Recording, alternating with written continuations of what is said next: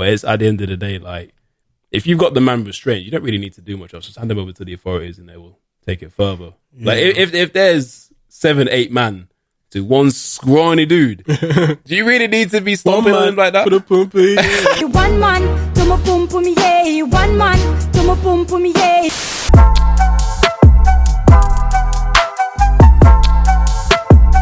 You are now listening to Breathe the Podcast with your host, Mujaro. What's up, people? Welcome back to Breathe the Podcast, episode 4. And you know what I'm going to say, Dale? Yes, sir. Make sure you like, comment, and subscribe, because we're trying to build a community here. And if you can share this with your friends and family, that goes a long way into helping us do that. And without further ado, let's get into it. 2019, I want to say, November 2019. And basically, all of us who had graduated from University of Kent, we came back and played the current team. And we had one of the guys who was a little bit older. I think he was about 27, 28, because he had been to uni. He came to uni late. And I think in the warm-ups and that, he was feeling good, feeling fresh. Yeah. And he was coming in doing jam, like massive jams. Man turned his ankle. Wait, he turned his ankle during warm-up. Warm up the game, so he was like playing the game. Man was hobbling, and I'm just like, oh, literally, bro, did he try to carry on? Yeah, well, he played through it, but like he was hobbling. Finished, and that's how you know you get over. Like you're not the youth no more, man. You got to temper your expectations, especially with basketball. You got to warm up all of them joints before you can start doing all that. Literally, basketball is an explosive sport, and you can get injured in the most. Like, it looks like it's the very minute way, but you're trying to generate so much force from the ground to the air. Yeah. And if you don't land properly, or you land on someone's foot, which is what happened in my case, you can be out. Like, literally, it was the first game of my last season. I was thinking, like my man, fresh. I've done a whole training camp this week. I've been going hard all week. Been eating clean, warm-up lines. Nice, I'm getting in dunks and that. I'm like, this is it. First, I'm starting. This is my last year and I'm starting. You're already feeling gassed. I'm gassed. I'm like, yes, I'm starting. Let me show out. Let me show what I'm... Of course. Get the ball. First play. Literally the first play. Boom. 1, 2. With a shimmy. Pump fake. And then try going up again. And then landed on my man's foot. And then I was out. I should have been out for the season, but I tried playing in that game. Bro, who are you, AD? Literally, I tried playing in that game. People were just like, nah, you need to sit out. Had to go for a scan. Shout out Ramon. He was the one that helped me get from A to B. Get an MRI? Yeah, I got a scan. It was a severe fracture. No, not fracture. Sprain. Severe sprain. Okay. I feel like it was more than that, because the way my foot was swell, it was crazy. Mm-hmm. So I was out. Said I was out for 5 weeks. It was my first ever real injury. Mm-hmm. So I didn't know how to rehab. I wasn't taking everything as seriously as I probably should have. Mm-hmm. And I just wanted to get back. I was like, fuck it, let me just get back. Hopefully, if I just heal and just not do anything and stay on crutches for the next 5 weeks, I'll be able to go back to how I was before the injury. Nope. Levels. I need to recover. Yeah. Need to rest. I need to build up back to where I was. Mm-hmm. And I just didn't do that. And it showed in my whole season. Literally. So was this at the start of the season when this happened? Yeah. Last season was the worst. No, that's the worst time for that to happen as well. Because as you said, you go through all that training during summer to build up to this point. And for it all to end just like that. Oh man. See, this is where, not to say that I would ever got to the level where I could make it professionally per se, but this is why I was kind of put off maybe going down that road. Because all it takes, like one injury, you fall the wrong way, something like a freak accident happens, and you're done. Like that could be your career. You might not be the same player coming back. And I mean, like, you know what? Is it really worth the gamble of going through that to potentially lose it all? Nah, sir, not for me. Yeah. So this is why, like, obviously, like we doing finance careers. This is why I was like, let me do something with my mind. Mind that can, because my mind, I know whatever I'm going to go through in life, well, God willing, my mind will still be operating in a way that I can still earn a living. Yeah, exactly. Inshallah. Exactly. Like honestly, like you just got I felt like it was a safe bet going down that road. But yeah, there's a lot of risk going into being a professional athlete. This is why I have so much respect for the people that do go through it, especially those who are working their way to get through it, because that's the point when you're at your most vulnerable, because you're not even making peas yet. You're not making just any doing peas. it to just make it. Yeah, you're just doing it for the passion. Yeah. And you literally have to attack. You have to attack every day. Like my boy Mike, shout out Mike. He's doing his thing. He's trying to get a contract out in Spain. Or I think he's got one. I'm not too sure. Don't quote me on that. He's working out every day, training on basketball fundamentals and go get it. basketball specific workouts in the gym just to build up muscle and build up physique. And he's just attacking it. Yeah, man, you go. And speaking of attacking, there's been a lot of attacks during the past month and this last week. Yo, man like Dave. Oh, my days.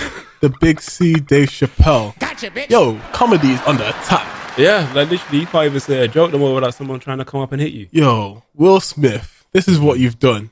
You've opened up a can of worms and now comedians are an endangered species. Yeah. Literally.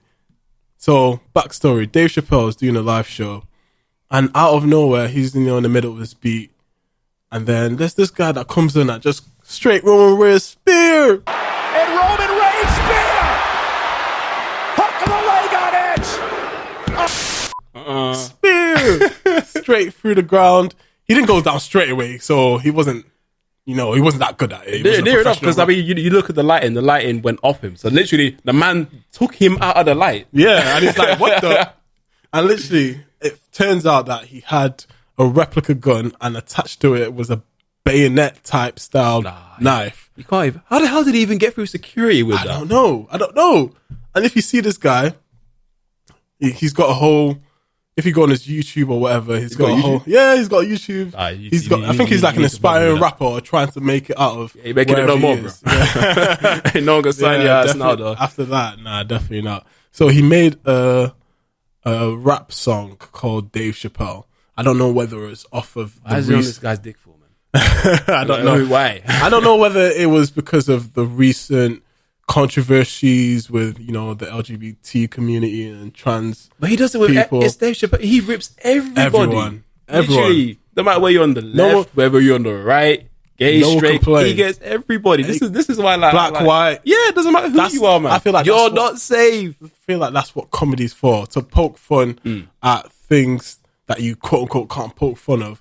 But if you do it in such a creative and elaborate way, people will see the humor behind it. And there's a lot of, truth and a lot of humor. Like, there's been loads of jokes that people have said, and you're like, yo, that's low-key true, though. Like, you're speaking facts. Yeah. Obviously, comedy is an art form, and you have to embellish certain things to make the point come across. Yeah, they have to be able to speak freely without fear of, like, repercussions. So long as they're not, like overtly saying, yo, we need to attack these people. Or spouting blatant abuse. So long as they're not doing that and it's kept at a joke, then I don't really. Well, then again, we're delving into a whole other issue. Yeah, it's different levels. Yeah. But like, he takes out Dave Chappelle. His security team was pretty good. I'm not gonna lie. They came out, curb stomped the guy did you real quick. There was a couple of guys that were slipping though. I don't know. Did you see that? No. Slipping off the stage trying to get him. Yeah. They were the big guys. Yeah, the two big guys. They were running like in suits, right? And they were falling the same way, like.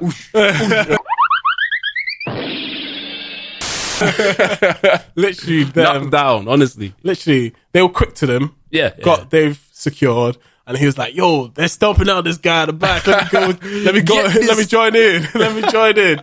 He was like, yo, I've always wanted to do that. But they got him off stage. And if you see this guy, I'll try and put a clip there or a video. And my man looks. I don't even know how he was actual face. I saw the aftermath of when he got stomped. But everything was swollen. The arm. My guy, you couldn't even see his eyes. Honestly. I didn't even know where it was. Black, white, Asian, Mexican, disfigured, and hopefully that'll teach people, like, you can't just be going up on stage and just attacking people. I don't know about assaulting someone to that degree though. I think obviously, like, security team, they have to deal with the situation, but they dealt it and then some. Like, obviously, I don't know what went down, so maybe like one guy took him down and like the other guys that like waiting on him and whatnot. I don't know what went on, but it's at the end of the day, like, if you've got the man restrained, you don't really need to do much else. Just hand them over to the authorities and they will take it further. Yeah. Like if there's 7-8 man to one scrawny dude, do you really need to be stomping him like that? One man to my pum pum yeah. One man to my pum pum yeah. One man. But yeah, they definitely made a point with that one. Still. Oh yeah, they laid down the law with that one. Yeah, they laid down the law. Yeah, so, and anyone think about doing that again, man? Just yeah. But then again, not every comedian is going to be Dave Chappelle, are they? So like, they're going to be not going to have that same security. Yeah, security. Imagine like a lot of smaller comedians now who like under like low budget, maybe there's like 2,000 people in the crowd, and they don't have the security to stop man like that. Yeah, like as soon as they're up, it's game over. Like as soon as they're up, it's game over. But yeah, what do you think happens going forward? Because you have the Will Smith incident, and then you have this one. What next? Eddie Murphy's just gonna get like I don't know what. Someone's gonna come to his house and destroy his property or something. Like COVID is just like everything is just made certain people go crazy. Like we don't know the specifics of this person, whether he has mental health issues or stuff like that. I wouldn't be surprised if that came out because. You just don't do them things like... Nah, you don't do them things, man. It's true still. You do not do them things, man. You don't do them things. Make sure you don't do it again. Like, I don't know. I feel like no matter what is said, it doesn't need to go physical. Like if someone says something to upset you, your initial innate response shouldn't be to want to be violent with them. It should be want to... I'm going to remove myself. Yeah, or joke back on them. Yeah, punch back in terms of get verbal verbiage. Yeah. Verbal, what's it called? Verbal warfare. Yeah. Engage in the same verbal warfare. Like, you called my mom, I'm going to call your mom. Suck your mom. Throw it back, man. Yeah, exactly. Literally. Throw it back. Get a roast going or something. Like, exactly. On. But obviously, some people are too soft these days. Yeah, like, can't take a joke. Like, we do move in a more sensitive way time, now. for sure. Yeah. I mean... At the end of the day, is it right or wrong? Because obviously, depending on what's said, people can really take it on board and it can really affect them.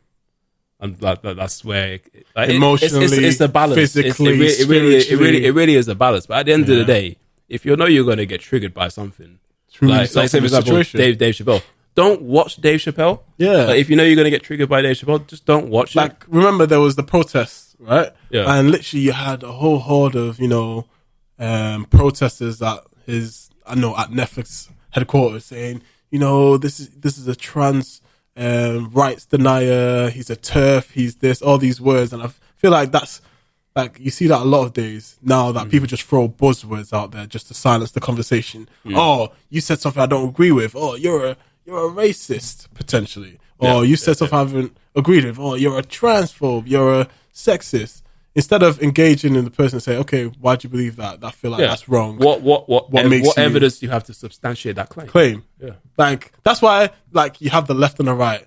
The left says, oh, these people are that. The right says, oh, these people just use words to call anyone anything. And anyone's a this, anyone's a that to them. Because if you have two extremes, if you call that person the bad guy, they're going to call you the bad guy. Like, everyone's polarized and there's no middle ground. But that's the thing. I feel like, to a certain degree, the media isn't held to the same standard that the people that they're judging. So say for example, I don't know if you've heard about this, but basically an ESPN presenter was basically going off on Draymond Green, basketball player, for those who don't know. And because he has some pretty rude things to say, but they were justified. Was it about Rudy Gobert? No, not about Rudy Gobert. So basically he got injured during the game and he was bleeding. And he had to leave to actually get attended to get stitches and that. And the crowd were cheering for him. Oh, because he was going off. But it's just like you don't cheer for that because he could be seriously hurt. And that's basically what he said because he flips off the fans literally 2 middle fingers up in the sky. Oh, it's like you guys are happy I'm here, but I can give it back to you as well as you can give it back to me. Yeah, exactly. And that's what he said in the press conference following that. And basically the following morning, I think it was. And the ESPN presenter literally dismissed everything he said. What do you mean by dismissed? I literally said, no one wants to hear Draymond Green anymore.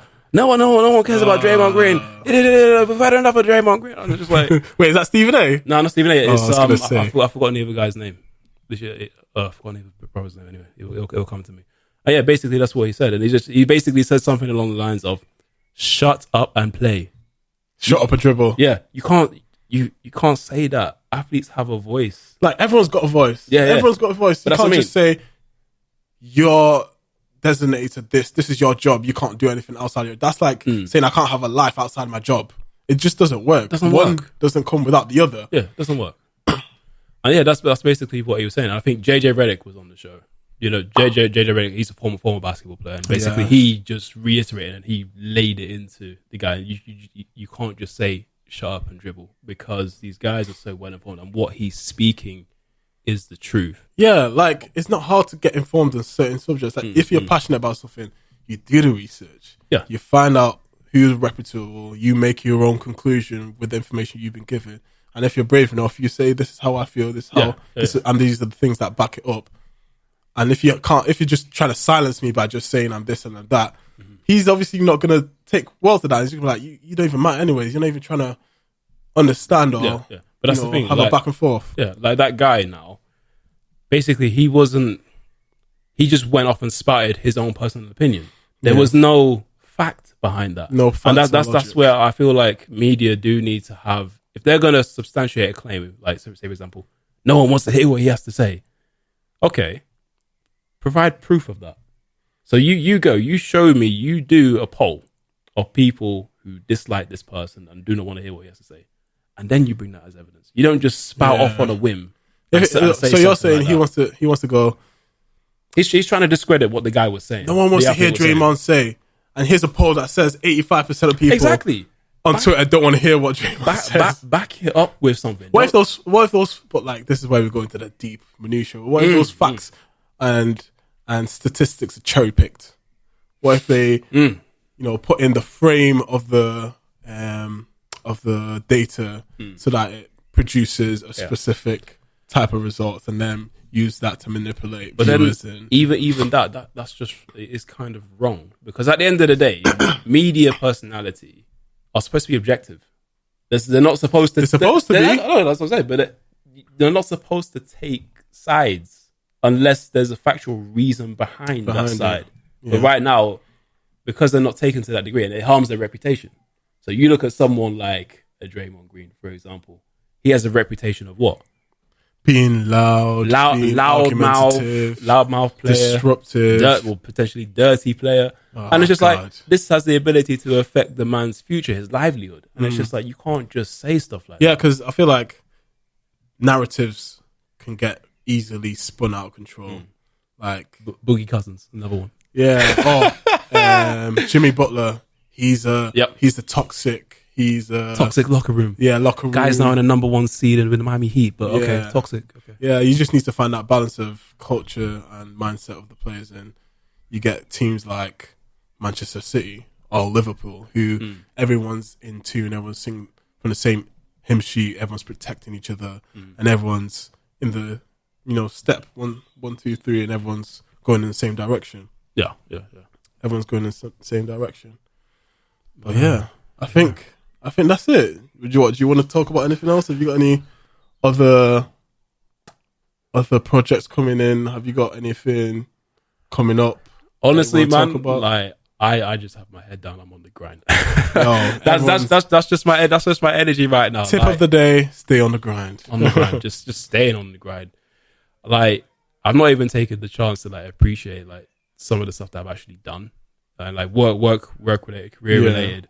I just feel like now's not the time for that. I just want to. I hear you. You can't rest on your laurels. Keep pushing. But I feel like, that our society is a very like, the way how we are today is very showy. So like, everyone's gonna flaunt. Gotta show out sometimes. Exactly. I agree. But I'm just like, that's just not the energy that I'm on right now. Yeah. Which is partly why like I'm not on like socials and stuff like that. What? So you don't want me to plug your social? No.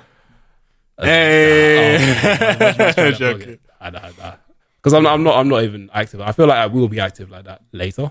Yeah. But right now, my energy is just invested in my work, my craft, man. I'm trying to be the master of my craft. So that's good. That's good. Where my energy is right. That's good.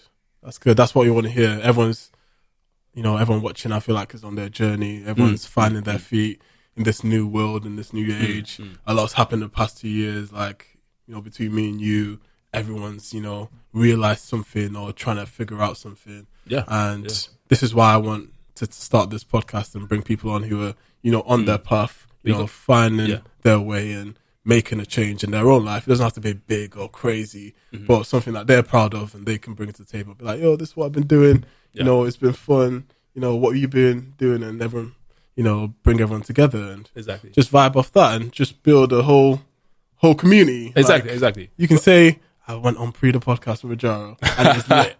Yeah, that's the vibe. It was lit, but we like literally like our conversation like we just had here is very similar to the conversations that we have when we're on the couch just chilling. Yeah, just chilling. Literally, before we recorded, we were literally just chilling for a whole 3-4 hours, just kicking it, catching up, you know, drinking some Strongbow and just relaxing. Yeah. But thank you, man, for coming through. Yeah, man. This has been great. Hope everyone's having a lovely weekend. And I hope everyone enjoyed this episode. Episode 4 of the Podcast with Man Like Dale. Yes, sir. And I'll see you guys soon. Take care. Peace. Said I wake up every morning, pray to God that I'm fixing up. Hope I'm never slipping up. Hear the money calling, need my peace to start getting up. Feeling like I'm blessed, but it came with a bit of luck. Feeling like you stressed, then the tension starts to fill you up.